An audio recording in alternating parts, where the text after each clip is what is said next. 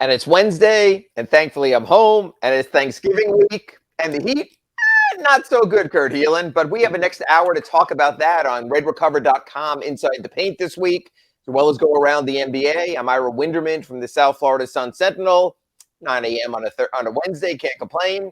He's Kurt Helin from ProBasketballTalk.com and NBCSports.com, 6 a.m. on the West Coast. He might be able to complain, but you can sleep in on Thursday. I think it's a holiday, although who knows with our work schedules what's going on. Yeah. Woj tends to screw up holidays, doesn't he? Like you see that tweet coming, you're like, oh no. Yes, and that's why for people who don't know, in our business, pretty much you have the cell phone sitting on the table next to you at all times, whether it's date night with the wife, whether it's Thanksgiving, there's always something going on there. So it's an interesting time. I guess, Kurt, there's a whole bunch of directions I want to go in with today.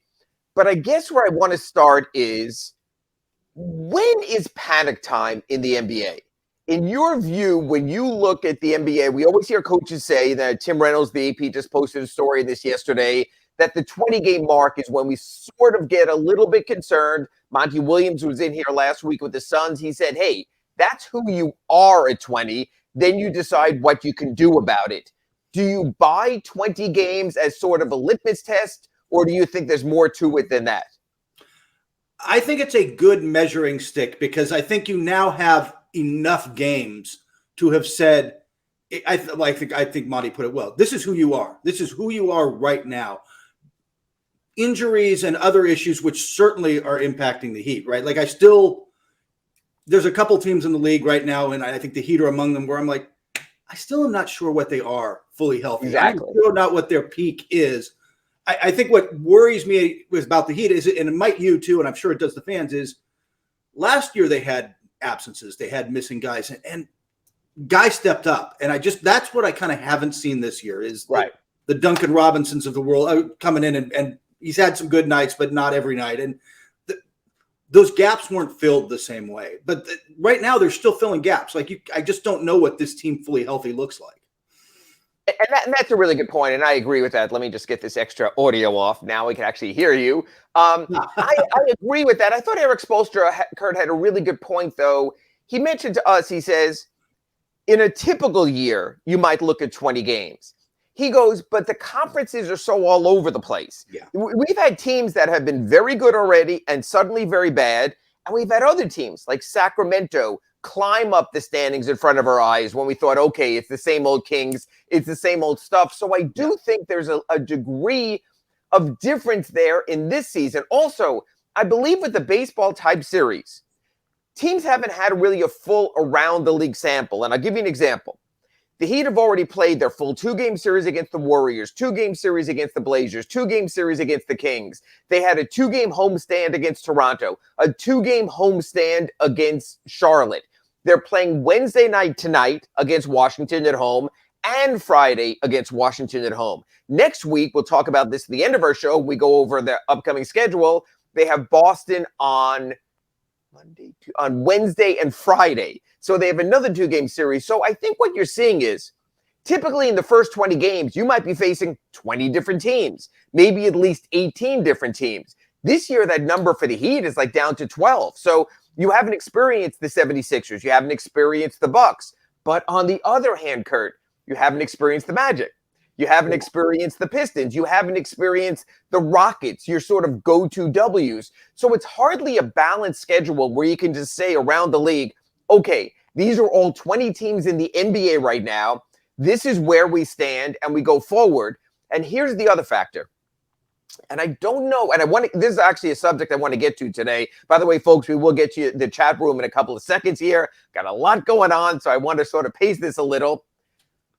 Kurt, are there more injuries than usual this season, or are there more teams being proactive and players being proactive when it comes to injuries? In other words, and this has become an issue down here with Eric Spoelstra talking about needing players to get back to the court.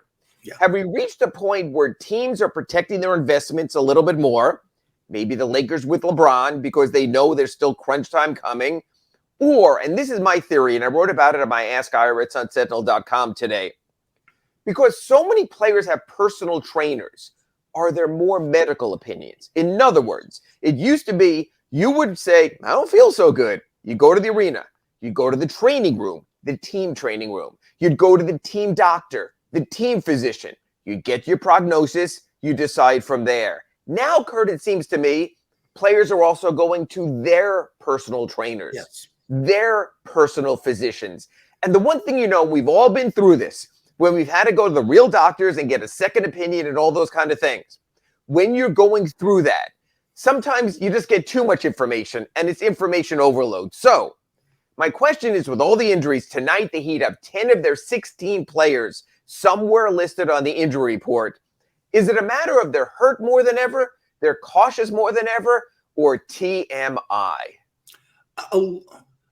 I think actually a little of both. I think teams are more cautious. Absolutely. I think teams, more than just cautious, teams have come to view recovery and getting through the marathon of the season differently than they did even 10 years ago, right, Ira? Okay, I agree. Yeah, and so they're thinking more, hey, I mean, the best example I've seen so far is Golden State has played both of their games in New Orleans.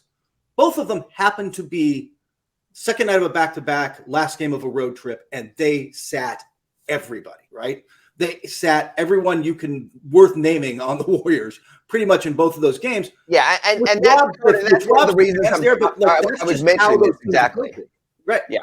It's how teams approach it now. And that ties back into you haven't, like you were saying, having not have a sense of the teams, because the other thing that matters, and it balances out over 82 pretty much, is when you catch teams. Like you said, you've played the Kings twice. I don't know that they can play this well all year long, but right now they're playing good basketball. Like right now, the Kings are everything that they want to be, and they're lighting their beam, and they're all excited. They're great. Yeah, they're a lot of, and they're a lot of fun. Honestly, they're great offense and bad defense, which makes for entertaining basketball for us, even if it's driving Mike Brown a little crazy. That said, they're going to hit, like somebody's going to catch them in February and they're going to be losing to Orlando, right? Like you're going to catch them at the right time, and that balances out over time. But right now it hasn't. When you catch a team, really, that's a really good point, because again, like I'll give you the other example. There were teams that were supposed to try to lose and that are accidentally winning. Yeah. And so if you're getting Indiana now or Utah now, the Heat already got Indiana once and lost. They're in 2 weeks. They're back playing up in Indiana again.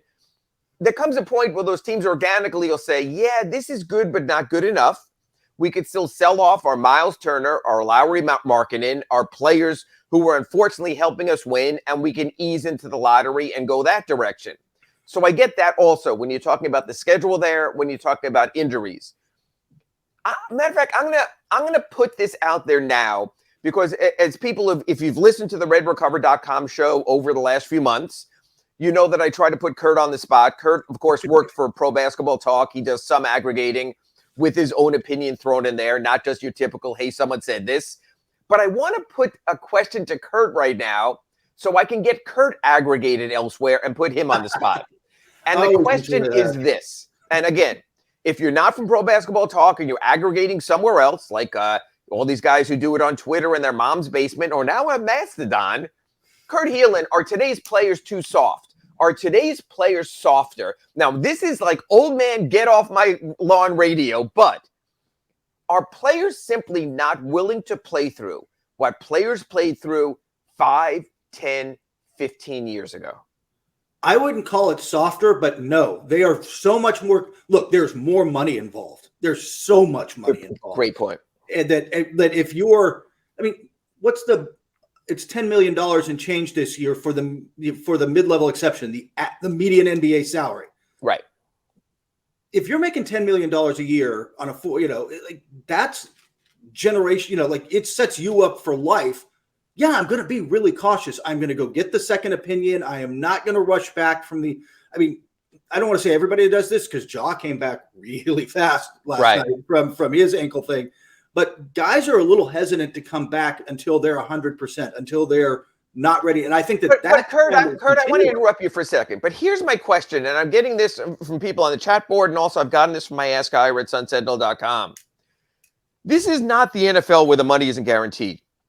This is not the NFL where if you get injured in games 1, 2, and 3, you might not get paid for games 12, 13, and 14.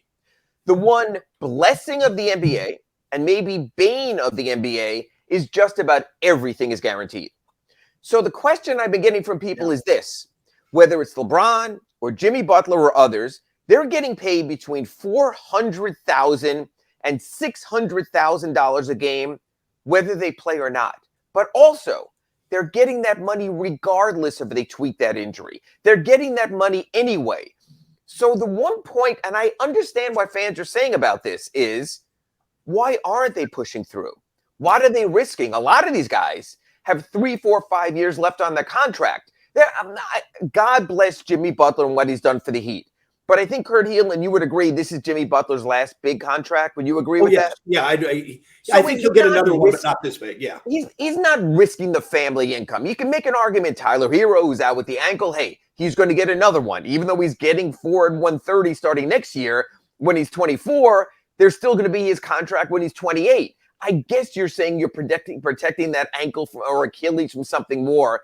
But that's what I don't get, Kurt. And again, I'm not old man get off my lawn here. I'm just saying is these guys are getting, again, Jimmy Butler is getting $400,000 a game. James Harden is getting more than that per game. Shouldn't there be a degree of push through it versus in the NFL? And you see old stories about needles and things like that. And again, as much as we talk about all the training regimens, there's so much more out there. Hell, they can go for some redrecover.com, red light therapy if they want. There's so many more tools out there. We see the Hayden Hurst commercial when we go on break here about what he does and what they have available. So my question is, Steve Kerr, acting in the best interest of his team, plays no one against the Pelicans. To me, you should get your money refunded. To me, it's like going to a Broadway show and you want to go see the producers, and okay, Matthew Broderick's not going to be there, but at least I'm getting Nathan Lane. Wait a minute. Neither Matthew Broderick or Nathan Lane, it's not the same show anymore from two stand-ins I don't know. It just seems to me, and again, I'm not harping because the Heat have 10 players on the injured list. I'm harping because when we turn on our league pass on almost a nightly basis, we're not sure who's playing. Kurt, I know you're like me, especially at Pro Basketball Talk. You will go to that NBA injury report every hour on the half hour. You will start at the 1:30, the 2:30, the 3, just constantly checking who's in, who's out tonight. If it hasn't gotten out of hand, I'll throw it one other direction. And folks, we'll get back more Heat-centric in a second.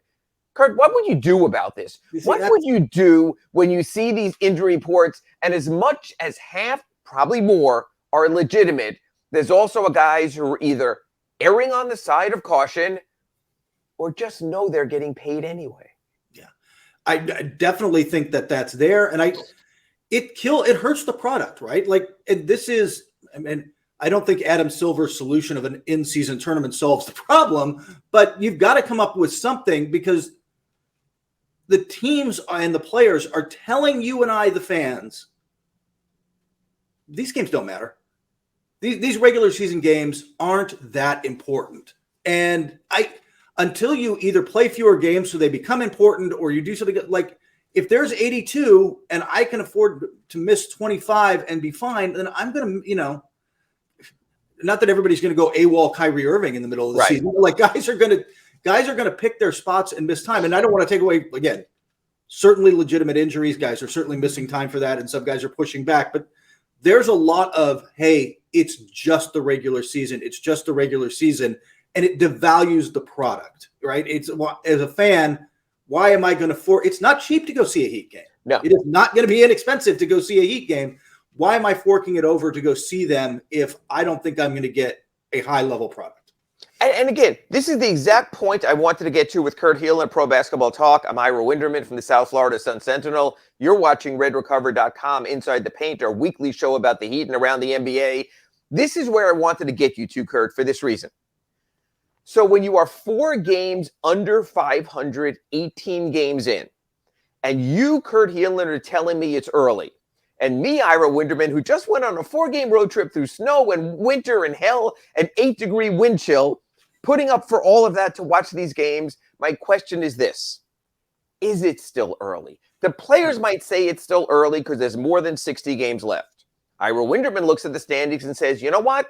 The Bucks and the Celtics are starting to distance themselves to a degree and running away. You and I have spoken on our show. The Heat saw it dramatically on Sunday. The Cavaliers are good. What we saw last night from Philadelphia is that's a very resilient team, that they can find a way without Embiid, without Maxey, without Harden. They're going to stay level. They're going to get some quality wins. Honestly, what we saw from the Nets before Kyrie came back is a team that said, screw this. We can't keep falling behind. Then we saw Kyrie come back, and I know what happened last night, but he's a good player, and he'll make that team better. So Kurt Helin, everyone out there in the chat board, appreciate people who are chiming in already. When is it not too early? When you and I come on one of our Wednesday 9 a.m. shows and not do the old la-di-da-di-da, it's only 15 games, it's only 18, it's only 20, only 25, it's only 30, it's only midseason, there's still the trade deadline. When do you reach critical mass and you say to me, Ira, it's not early anymore?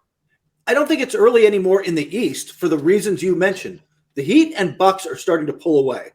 You mean the Bucks and Celtics, right? I wish it was the Heat and Bucks. I'm sorry. I wish it was the Heat and Bucks. But you're starting to – I'm not looking at the standings suddenly right now, so I'm not sure what the gap in number of games behind is. In the West, it was really different. I'm not sure what it is today, but like 2 days ago, the 10-seed Warriors who were below 500 were still like 3.5 games out of first. Sure. And if you don't sense that gap is huge, then you're not hey, I'm going to rest everybody in New Orleans because I'm not panicked about the gap. The Heat need to start they need urgency. They need some real urgency because that gap is growing. And the teams that like you mentioned, the teams you've got to climb over are good. We talked about it going into the season. This is a deep conference. There's a lot of good teams. The Cavaliers are better than we expected, but you've still got it. Toronto's solid. They're not going anywhere. Philadelphia is good. They're not going anywhere. They're not getting worse. You're going to have to climb over these teams, and you can't. What's the first rule of climbing out of a hole, Ira? Right. Yeah. You got to stop digging. They've got to get some wins. Yeah. They've got to start to turn this around sooner rather than later, because otherwise the hole gets too deep and you can't get out. And suddenly you're, like we've talked about, you get that 5, 6, 7 seed, and you're in a brutal first round matchup. You're not only brutal first round matchup, and again, we'll get to this more on the other side of the break, but you have to play the survival series just to get to that first round matchup. So you might wind up being in a play-in where you're going to have, say, the Bulls as your first game, and then the Raptors as your second game, and 2 days later, welcome to Milwaukee, or welcome to Boston, where it's not like it's going to be last season. Also, it's 6.5 games the Heat are behind first. Right now, I think the Heat are really looking more, how many games are we behind fourth place, and maybe that escape hatch to get somewhere close enough so they're about 4+ games out of that. Again, I know it's early. I know there are injuries, and I want to get more to the Heat injuries. We will update everyone on where the Heat stand injury-wise tonight against the Wizards at home, whatever they're calling the arena, Friday against the Wizards at home, whatever they're calling the arena. And I want to go through with Kurt and talk about each player being out, how much it means to the Heat, and whether there's a compensatory element for those players or whether the Heat are screwed. And I kind of got a feeling what Kurt might say. That's after this break on redrecover.com, Inside the Paint. You're listening. And welcome back to our Turkey Thanksgiving edition of redrecover.com, Inside the Paint. I'm Ira Winderman from the South Florida Sun Sentinel, 9 a.m. plus here in the East. I'm good. He's Kurt Helin from ProBasketballTalk.com and NBCSports.com, or whatever the hell they call it out there. And it's the crack of dawn out there in L.A., so he's still caffeining up a little bit. Kurt, the story, we spoke about it in our first segment about the Heat falling into the hole they're now, right, 7-11. All the injuries they have coming in. Tyler Hero has missed more than 2 weeks with an ankle sprain. We were not told it's a high ankle sprain. I think that's why there's a degree of consternation. Jimmy Butler came back from the Heat's trip after 2 games, played in only 1 because of knee pain. And as a matter of fact, I want to get to this. Kurt does a lot of interaction also with people. He's on Twitter. You can find him in other places. Kurt, when fans complain, because this is what I've been dealing with the last week about injuries and players are too soft, and they'll talk about football guy and other guys. And I'll get to this. I'll give you my thoughts after. How do you handle fans complaining about players sitting out with injuries when fans decide through their own online diagnosis at WebMD they should be on the court? Do you sort of just defer? Do you look at the injury and say, well, with the knee, with an ankle, with this, it seems too long? Sort of what's your approach when you come with dealing with people who ask questions like I'll get to in a second in our chat board with issues like this? Yeah. I think people underestimate the grind of the NBA on a player's season. So I tend to default to that. Look, the human body wasn't meant to run multiple marathons on hardwood every year. Like it is hard on the knees. It is hard on the ankles. It is hard on the body. That yes, though, they've got state-of-the-art recovery, not just redrecover.com infrared light. I mean, they've got all this equipment, all this stuff. Right. But there comes I don't think that they're mentally soft. I genuinely believe they're looking out for number one. They're looking out for themselves more than the team most of the time. And getting, like, I think your point about getting second and third opinions earlier was spot on. Every agent now goes to their own doctor, right? It's not even the player. I mean, Kawhi's got his own guys and certain players have their own guys, but their agents all have, hey, this is my guy. Go talk to my guy. Hey, we got to rest him another week. Like the agents are looking out for them and telling them it's in their best interest. And you've got a lot of layers and a lot of people around them telling them this. And it takes a special player to kind of like push that aside and like, man, I am playing no matter how much pain. But again, you're getting those opinions. And for example, you're out in LA with LeBron now. I'm sure you've run into Mike Mancy as his personal physical therapist. Mike was with the Cavaliers. LeBron comes here. Mike comes down to the Heat. He's great at what he does. Yes. He welcome into the training room. He knows LeBron's body. I mean, that's his temple. That's where he worships. So he knows that. Goes back to Cleveland with him. Goes to LA. Jimmy Butler has a personal trainer, Armando Rivas. Again, very good at what he does. He was with Jimmy from the start in Chicago. Went to Minnesota. Went to Philadelphia. He's on the Heat staff now. He's sort of Jimmy's guy. This is not that unusual. This is not someone being megalomaniacal. This is just how it is in the NBA. But you have to work through that extra level that you previously didn't have. Mm-hmm. As a matter of fact, if you go back over the years, Michael Jordan always had Tim Grover. But Tim Grover wasn't necessarily in the locker room, whether it was Chicago Stadium, whether it was the United Center. He was a consultant. You would go to your doctors, you would get their opinions, then you'd go see your guy, you'd go work with your therapist, often at their own house, at their own gym, so to speak, and that's how it worked. And this has changed now, and we see guys there in the first place. So we're dealing with all these Heat absences or not, and at one point I want to stress to Heat Nation now, because I know Kurt Helin and I made shows out of this. Here's what's ironic. If Max Strus misses tonight's game, he originally was listed as out, now he's listed as questionable with a shoulder injury. I'm going to put this to Kurt. I'm going to see if he's paying attention. Heat Nation, we're putting Kurt on the spot now. Kurt, if Max Strus can't play tonight, who will be the only player to appear in every single Heat game this season? Kyle Lowry, right? How about that? You and I have spent the entire offseason talking about Kyle's conditioning, Pat Riley's mandate to him, Eric Spoelstra's suggestion, the workout videos he did. We had Sean put some of them up here to show Kyle working out. And we were all a little skeptical. And here we are, 19 games into the season, and the last man who's standing is going to be the guy who's 36 years old, who we had all the questions about in the first place. So my question to you becomes this. Can we, at a certain point in a player's career, call him injury prone? Yeah. Or, this is the pushback we always get, Kurt Helin, from the player is, there were a series of freak injuries. If I didn't step on that ankle, if this guy didn't run to me and hit me in knee-to-knee contact. In other words, Anthony Davis might be the litmus test or the example out there with you on the West Coast in the Lakers. He's hurt a lot.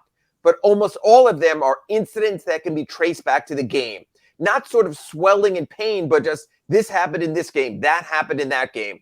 Tyler Hero, last season's playoffs, he did valiantly try to come back for that final game against the Celtics and was not himself.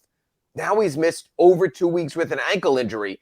Kurt, when do you look at a player, number one, when do you look at a player and say he's injury prone, or do you not use that tag?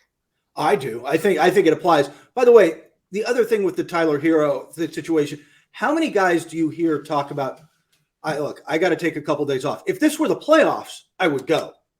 But it's not the playoffs. So I'm not like, you get that reasonably often. I don't know if it's the case in Tyler's case, but like you get that from guys who are kind of, they think they could go. No, I think you can get to a point where and you're right, Anthony Davis is the poster child for this. If you have enough fluke injuries, it's just not a fluke. And there's real questions about how hard Anthony Davis pushes through some of the injuries he's got, but if it happens enough, and I think it's somewhat style of play. Dwayne Wade would miss some time here. Dwayne Wade had injuries because of his style of play. I worry for Ja. Like there's certain players where you know what? I remember the Dwayne Wade commercials. What was it like? Fall 7 times, get up 8. And they had that whole marketing campaign about him that he was proud of it at the start. And then there was a point where Dwayne said, "This hurts, and this isn't as good."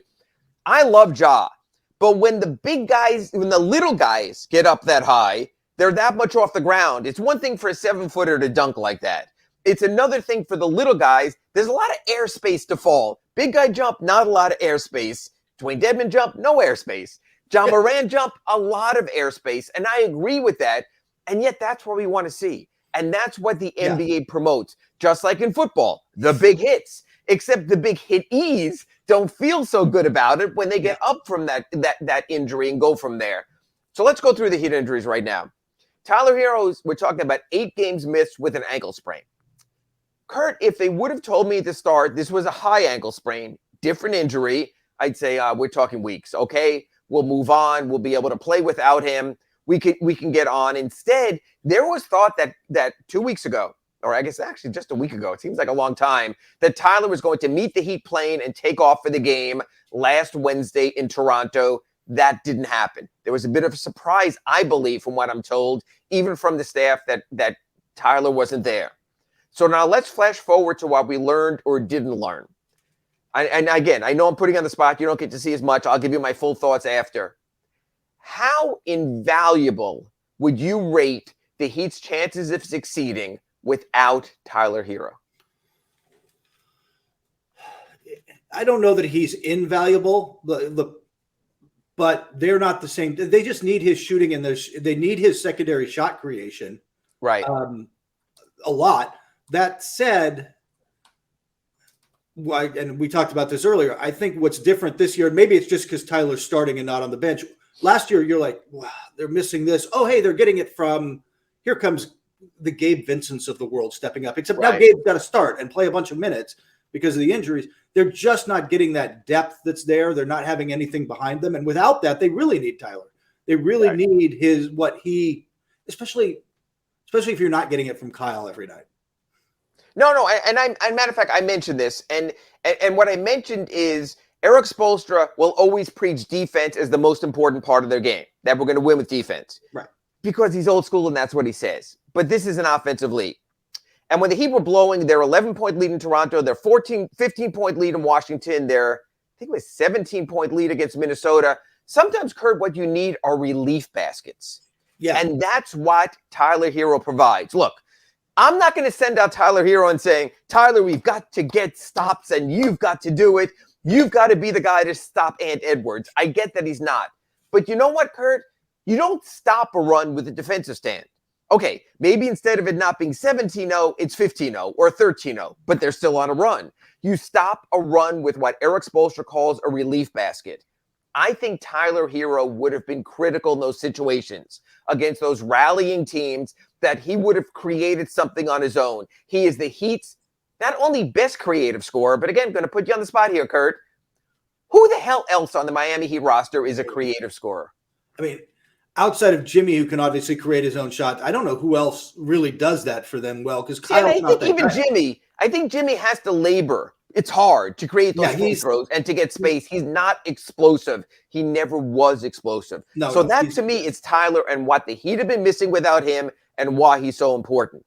Other player now who's missed the last 3 games and is listed as out already for tonight against the Wizards. How invaluable is Jimmy Butler? Well, to me, when he's focused and brings it in the regular season, we've seen it in their big wins. in the quality wins they've had. He's the guy who can, he's not explosive, but he just can get to his spots and get his shot. And if he gets to his spot, you're not stopping him. He's so physical.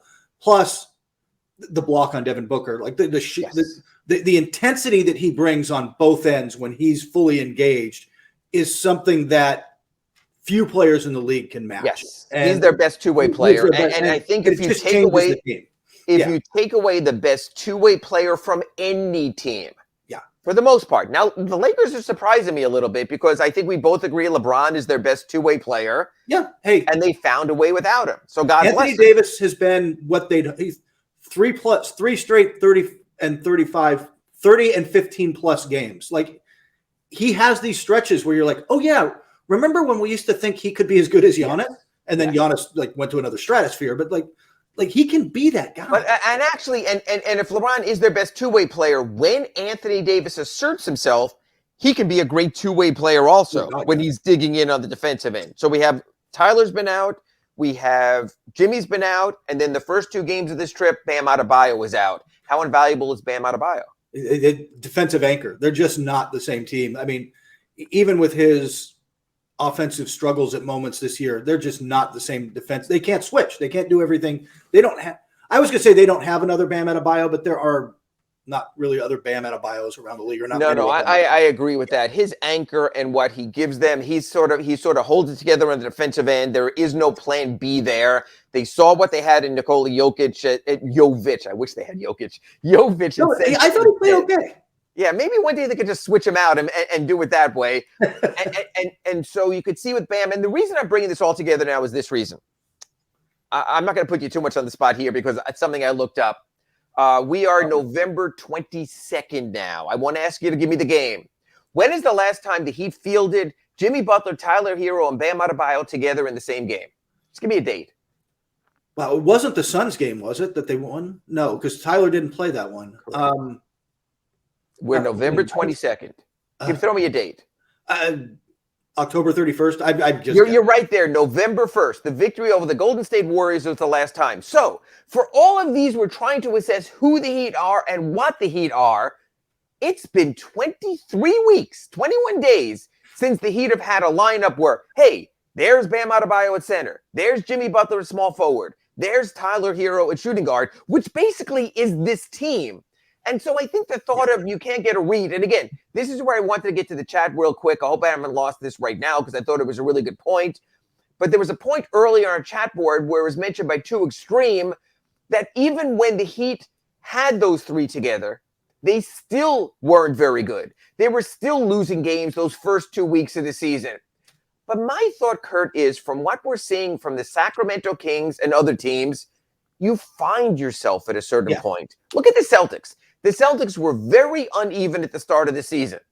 And then Jaylen Brown and Jason Tatum got together and said, Robert Williams is not coming through that door. And we have to learn how to make it work with Malcolm Brogdon. And we have to bring it together. And they have. And I don't think the Heat, Jimmy Butler's favorite word when he taunted me last year, have coalesced at this point. And here's the point. The coalescence, whatever the word is there, is not going to happen until all 3 are together. And what I would say to this, and I mentioned this in my Ask Ira at sunsentinel.com today, and I'm going to throw this to Kurt in a second because he covers more of a national perspective. I think you can take some solace from this. The Boston Celtics were about 16-19 last year at New Year's and 10th place in the Eastern Conference. Then they were in the NBA Finals. They found a way to bring it together. Kurt, can the Heat use that as an example of, hey, look where the Celtics were last December. It can happen. Or can the Heat not use that because they don't have Jason Tatum and they don't have Jaylen Brown? Well, I think they're closer to that, right? Like, 18 and 21 was the number I always used with the Heat. With the Celtics last year. They were like, you're almost halfway through the season and you're like, they're okay. And they figured out, they got everybody healthy. They made 2 big switches. One was putting Robert Williams in the starting lineup. The other was, Dennis Schroeder, you can go. Right. This isn't working. Right. I don't think you can underestimate how much that sometimes helps a locker room. Sometimes there is addition by subtraction. I think the Heat, you nailed it. Over the course of a long season, if you listen to Spoelstra and every other coach, frankly, out there, build habits, build chemistry. We are building something. They love this. This marathon becomes about building the thing that they're going to take into the playoffs. The Heat haven't had a chance to do that. They have not built any good habits because, I mean, they just haven't had the right guys out there enough to, like you said, coalesce. I just don't know what I said at the top. I just don't know what this team really looks like. But I think you can take that away in that, hey, this is a team that's done because they've been there before. This is I don't want to say flip the switch, but this is a team that can get back to that level if things break their way. And after our break on redrecover.com, I want to talk about redrecover.com Inside the Paint Show. I want to talk about some of the young players and others who've stepped in, and Bam Adebayo's theory of, hey, they've learned in between a rock and a hard place. They'll be better for it later during the season. And then Kurt and I, as we do every week at the end of our show, we'll run down the Heat's upcoming schedule. And Kurt will either give us reason for hope or why you should load up on the tryptophan and just sleep over the next week with your turkey, because the schedule could leave them with a bunch of turkeys. Anyway, all that and more after this break on redrecover.com Inside the Paint. And we're back for our third segment on this week's redrecover.com Inside the Paint Show. I'm Ira Winderman from the South Florida Sun Sentinel. He's Kurt Helin from Pro Basketball Talk and NBCSports.com. If you missed either of our first two segments, you can go to any of Big O Show's podcast outlets and you can download those. And while you're doing that, just smash like buttons when you come across the show anywhere and everywhere. Big O will join us at the top of the hour. We had a little bit of a cold open again today. Kurt, we've spoken in our first segment about the Heat's injury status and where they stand overall in the big picture, whether there should be concern. In our second segment, we spoke about how the Heat stand in the East and whether moves can be made. And I talked about opening this segment with this. Do you believe that playing players bigger minutes than maybe they otherwise would have received, seeing guys like Nikola Jovic, maybe Jamal Cain, Orlando Robinson had a huge game in Washington the other day, played all 5 minutes of overtime. Does that provide a value down the road? Or is it just a matter of, hey, Ira, this is an old team. And when everyone comes back, you're going to play Kyle Lowry, you're going to play Jimmy Butler, you're going to play Dwayne Dedmon, you're going to play Bam Adebayo and Tyler Hero. Was there any value in seeing the kid stuff over the last week? I think there's value. First off, you're not going to get better at playing NBA basketball without playing some NBA basketball. Sure. Right? Jovic has got to be out there some and get some experience. And I think that pays off. It's also, I mean, if you're really pushing it, you're going to need them during the regular season because this is an older core. And you get into the playoffs, and fans have seen this with the Heat forever. Weird matchups come up. Like you end up in weird, strange matchups, and suddenly maybe it's not Jovic, maybe it's somebody else. Orlando Robinson has to be out there because he's the guy who can match up with player X and cause problems. And suddenly guys you didn't think were going to be critical become critical for that series. So getting them experience matters. I think you've got to give them some over the course of the season. It's just easier to do it when your team's healthy and you can pick your spots. Yeah, it's interesting. I'm not going to overstate an Orlando Robinson, Jamal Cain. One, they're in two ways. They're not playoff eligible, although the Heat will have enough cap room to transfer them to standard contracts, or at least one of them by the end of the year. The Jovic thing to me is the typical NBA version of the backup quarterback. You want to see what you haven't seen. You think someone has amazing talent. You need to get him out there. He reminds me, he's just a long lineage of guys who have come over from Europe as great offensively skilled players. And you can see the takeoff path for him. You can see he's going to have that game, the three-point shot, the passing, knowing how to move without the ball, the screen setting and the screen slipping. He has all that. I'm not sure. Well, at 205 pounds and 6'10 right now, he can't have the defense because he simply can't muscle up, and that'll change. The one thing the Heat have been a little bit resistant of is this, developing the pure offensive player and dealing with the results. And Kurt, I wanted to posit it to you this way. Was Dirk Nowitzki ever a good defender? I would say at the end he was passable because he figured out how to use exactly the word. It's funny. When you were forming the P with your mouth, I thought that's the word I was thinking in my head was passable. Yeah. He reached that level of probably substandard still, but you can get away with it. Curry's that way. Nikola Jokic, for all he does with his bulk, is he a great defensive player? No, but he's become better, and you can't attack him quite the same way because he's a high IQ player. He, sort of like Marcus, not as good as Marc Gasol at his peak, but Right. big guys who are smart figure out how to get in the way. Okay, And I think and I can buy that also. My question with Nikola Jovic is, if the Heat are expecting him to emerge as a two-way Heat system dog defender, then their priorities are misplaced. That I think he can be a nice scorer, whether it's a starter, whether it's off the bench, whether it's a change of pace. I think he can give that to your team. I don't think he can ever become this Bam Adebayo, this dogged defender presence. So my concern there is, can the Heat accept him for what he is, or will that not be good enough? And I think that's the issue with these minutes with Nikola Jovic right now. I'm enjoying them, but I do wonder about the Miami Heat endgame, because I don't know if they can. And so, Kurt, I'll go back to you now, like we often do, for the national perspective. Do you have to be more accepting of those kind of players? That when you get these European players in, or it doesn't, I don't want to make this ethnic or anything like that, but when you get in that type of player, the big guy who likes to handle, doesn't really love contact, can create unique shots for you, and will be a negative defender. Should you learn to accept that in an NBA where probably the top offensive teams now trump the top defensive teams? I think there's a certain level of adjusting to those guys. And it doesn't mean you don't work on them to become these passable defenders. But at some level, you've got to just deal with it. Because if he is bringing enough offense, and Jovic isn't necessarily there yet, but if he can bring enough offense, then you figure out how to work the defense around him. Because you're right. At the end of the day, when we were talking about the relief buckets earlier and the runs, you need, even if it's Jamal Crawford or Jordan Clarkson's of the world, right? But just go get a bucket, because right now we've got to stop their run and go get a bucket. Those guys are invaluable. Tyler Hero can be that guy. Maybe Jovic can be that guy. No, and I agree with it, and I think you make a really interesting point there. So my concern is, okay, Nikola Jovic will never be a great defender, we think. And I don't want to sell him short. The guy's 19 years old, hasn't graduated high school yet. And I do ask him every time I see him, did you take your final yet? He said, no time. I'm going to get around to that online. So we're talking about a high school kid right here. Kurt, you say you can find a way to work around Nikola Jovic.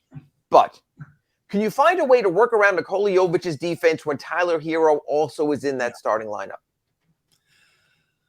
Once you put two minus defenders on the floor at a time, the best teams, the Bucks, the Celtics, I guess we're going to throw the Cavaliers in that group this week. Too many places to attack, too many places to go at. The best teams will pull those teams apart, pull that apart. Like you can hide one guy, but it's really hard to hide two against good teams. Okay, so you can't hide two starters. Can you hide three rotation players? Because Duncan Robinson still has a massive contract and has at least 3 years left on that contract, depending on the guarantee in the fourth year. Can you be a defensive team when your top 8 includes Nikola Jovic, Tyler Hero, and Duncan Robinson? You can. It's harder. It's just way harder. Right. It depends on how many minutes guys are getting and who they're playing with and all that. Especially the second units generally are not filled with good defenders. So you can kind of get away with it a little bit, but and that's why Tyler worked as a 6th man last year also, because he was with the second unit. Yeah. So, and he's not getting exposed the same way. Yeah. So we have those. So again, to go over the injury report tonight for the Miami Heat, we know that Jimmy Butler is out. We know that, we thought Max Strus was listed as out. He was upgraded to questionable. You have Duncan Robinson still on the injury report. He's questionable now because of that ankle he rolled against Cleveland. But I want to get to 2 names that have been steadfast on the injury report and go back. Well, actually 2 names that one has been in, one has been out, and look back at those contracts. Number 1, Dwayne Dedmon, they brought him back for $6.1 million, which seemed excessive at the time. People are going, oh, no, that's creating a trade chip, forgetting that when you sign a 1-year deal and you have bird rights, you have right of first refusal on a trade, forgetting that because he took a major increase from last season's minimum, instead of becoming trade eligible on December 15th, you have to wait till January 15th. Yes, I know hindsight is so much easier, but Kurt Helin, $6.1 million, Dwayne Dedmon dealing with plantar fasciitis, which we know can linger forever, but certainly for a season. How do you look at that deal right now? It does seem a little high now, doesn't it? And it becomes the idea that he's a trade chip is great if somebody's willing to take him on. But right now, he's not the center of any. Like I'm not taking. He's salary filler in a deal, but he is not. Correct. He is not the deal I am making. And that's an issue because there are guys making. If he were giving you more, and you might be able to switch him for somebody making the taxpayer mid-level type of money. Sure. That does bring value to you. Right. So you have that contract. Here's the other one. And I'm going to give people a little bit of the genesis on this contract, and then we'll discuss the current implications. The Heat have so tried to make this work with Victor Oladipo. So we got to July 1st. I was talking to Kurt. I was out in Las Vegas. And the original report was Victor Oladipo coming back on a 1-year, $11 million deal. And he's saying, okay, they're going to take a shot. They're going to give him a year. It's their money, whatever. If it works, it works. If it doesn't, it doesn't. If it works, Vic can go get a big deal otherwise. Then the Heat go through their machinations of some of the other moves they want to make and realize, well, if we give him 11, we're going to be a tax team.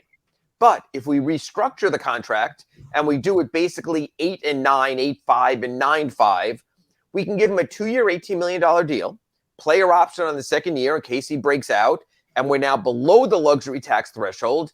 We get $17 million, up to $17 million back. I think other teams will come back under the tax, but we'll probably wind up getting an 8-figure tax rebate by not being in the tax, so we'll go in that direction. So instead of 1-year, $11 million deal, we wind up with 2-year, $18 million deal.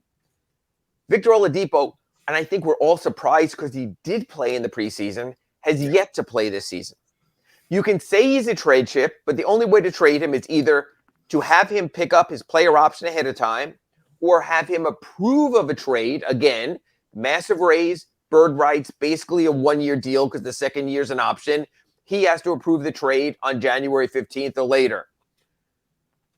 I have thought, and we've spoken about this on the show for a while, that Vic was the perfect pull-it-together guy, that you could try Tyler Hero in the starting lineup because you had Vic's shot creation with the second team, that you didn't have to force-feed Gabe Vincent minutes that now have left him injured, questionable for tonight also, because you had a guy like Vic that could play off the ball or could play on the ball. You had that option also.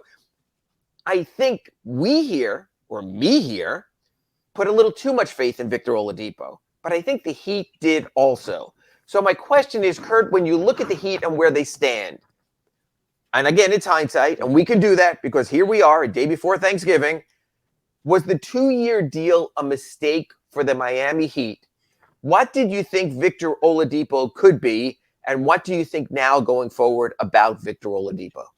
I think the hope was he could be the guy we saw flashes of in the playoffs last year, right? Like if he could, and I didn't know that if he was going to be healthy and be able to play 70 games at that level or anything, but if he could be solid and then come in the playoffs and play somewhere near that level, and again, very useful in certain matchups, need that shot creation off the bench. It still seemed like bidding against yourself contract in some ways. Like it did feel like, didn't it? Like, wow, well, you can rationalize all the reasons they did it to stay under the tax and give yourself all these reasons. Now you're locked in. He's going to pick that player option up, like as of right now. Unless he has a great second half of the season, unless he has a moment like he did in the playoffs last year when he was a really good defender and helped them on that end of the court, then because there is a degree of delusion from players that they view themselves as better than the statistics do or the metrics do. So I've seen players give up money. And I'm like, what the hell were they thinking? Because and then they fire their agent after they don't get the money when they thought, well, I'm worth more. What do you mean I'm only getting the minimum? Like Vic a year ago moves on, fires his agent, moves in another direction. You see that all the time, but you could just see how that really sort of stuck with the Heat. Here's the deal. The Heat did not have the cap space. They didn't have any cap space to sign a replacement for Victor Oladipo. The only option they had, because they weren't going to spend the full mid-level, because that makes you hard capped, and in their case, would have put them pretty close also to the luxury tax, was to spend the mini mid-level, the taxpayer mid-level. The reason the Heat had to fight to bring back or paid to bring back Victor Oladipo was they targeted the mini mid-level, the taxpayer mid-level for Caleb Martin. Yeah. So the question becomes, would they have been better off punting on both Caleb Martin, who's been the starting power forward every game except the one he was suspended, and punting on Vic and saying instead we're going to offer someone $5 million and try to upgrade that backup backcourt position. So I think that's where they were. They were stuck a little rock and hard place. That sums up the Heat injury position. Now I want to look at the upcoming schedule before you and I again talk again on next Wednesday. So let's look at the schedule. We've got a baseball series. We got the Wizards here on Wednesday, Wizards here on Friday. I'll start this one. These are must-win games for the Miami Heat because of what follows. And what follows is Atlanta, Boston, Memphis. Maybe a road to ruin. Maybe by the time we talk in 2 weeks, you're going, Ira, you can't climb out of this. It's too deep. I don't care if everyone was hurt. To me, Kurt, especially with Bradley Beal ailing, especially with the Heat's, I don't want to say B team, D team almost beating the Wizards in overtime last Friday in Washington at Capital One Arena. Am I overstating, knowing that what follows is Atlanta, Boston, Memphis, that these are must-win games? Jimmy Butler or no Jimmy Butler? Tyler Hero or no Tyler Hero for the Miami Heat? I'm with you because Boston's playing at a high level, and even in a baseball series, it's going to be really hard to take one of them from them. Those are the Hawks. I'm not as sold on the Hawks as everyone else, and they're really good. Their offense is really clicking, and it's working. And I don't believe the Wizards are as good statistically. They're just not as good as their record. They're just kind of playing over their head. That said, you can't afford the baseball split here, can you? Because I don't think you can afford it. My question is, without Tyler, I'm thinking, and for sure without Jimmy, you're still a relatively shorthanded team. Yeah. And Kristaps Porzingis has really come on. That would have been a perfect trade acquisition for the Heat. Instead, the Wizards with Spencer Dinwiddie are able to pull that off and change their team. You have that. Real quick, we're on the way out here. Atlanta Sunday, early Sunday, late afternoon start. The Hawks, where do you see them right now? Where do you see that matchup against the Heat? Their backcourt is great, but they still struggle defensively. They have great moments, but if you can get some good backcourt defense, I think that team's beatable. I'm just not as high on them as everyone else. Yeah, and again, I think that might be another must-win game also for the Heat. But again, I think that game, unlike Washington, you need Tyler, you need Jimmy, you need to be a little bit closer to home because of DeJounte Murray, Trey Young, John Collins not doing as much. And also the Clint Capella effect. He always gets a double-double against the Heat. So I think that's going to make that interesting also. Next week when we're back, we'll be talking about another baseball-type series, except over at Fenway, when the Heat have games against the Celtics on Wednesday and Friday night. But we'll get to that then. But for now, this has been your RedRecovered.com Inside the Paint, basically injury show. Next week, hopefully something more healthy. Until then, Kurt, to you and yours and everyone out there, a happy Thanksgiving. You too. I'll be back with Big O on Friday with our accurate Pembroke Pines report. But right now, the Big O show rolls on. You've been